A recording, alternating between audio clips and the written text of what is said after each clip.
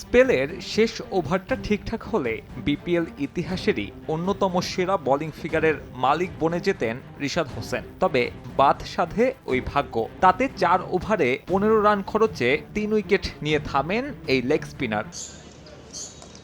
ভাগ্যটা পক্ষে থাকলে 27 ডিসেম্বর পর্যন্ত হোবার্ট হ্যারিকেন্সের হয়ে মাঠ মাতাতেন রিশাদ। তবে সেখানে বাদ সেধেছে ফরচুন বরিশাল। তা নিয়ে অবশ্য আক্ষেপ নেই রিশাদের, বরং আছে আত্মবিশ্বাস। পারফরমেন্সের গ্রাফটা উঁচু রেখে আবারও যোগ্যতা অর্জন করতে চান বিগ ব্যাশের। আমি কোনো কিছু নিয়ে আক্ষেপ করি না। প্রেজেন্ট যেটা থাকে আমি সেটা নিয়ে কাজ করতে চাই, এবং যে বিপিএল চলতেছে আমি এখন বিপিএল নিয়ে চিন্তা ভাবনা করতেছি। বিগ ব্যাশ হয় নাই, রিজিকে ছিল না, নেক্সট টাইম হবে ইনশাল্লাহ। 27 ডিসেম্বর পর্যন্ত বোর্ডের এনওসি থাকলেও রিশাদকে ছাড়েনি বরিশাল। উল্টো বিপিএল এর প্রথম 2 ম্যাচে এই লেগ স্পিনারকে সাইড বেঞ্চে রেখে সমালোচনার আগুনে ঘি ঢালে তামিম ইকবালের দল। যদিও সিলেট পর্বে রিশাদের গুরুত্ব টের পেয়েছে বর্তমান চ্যাম্পিয়নরা। টিম কম্বিনেশনের কারণেই দলে সুযোগ হয়নি মনে করেন এই উঠতি তারকা। বাইরে বসে থাকা মানে টিম কম্বিনেশনের জন্য বাইরে ছিলাম, তো আমার অতটা লাগে নাই যে আনকমফোর্টেবল। আমি ভাবছি যে টিমের জন্য যা দরকার তাই হবে।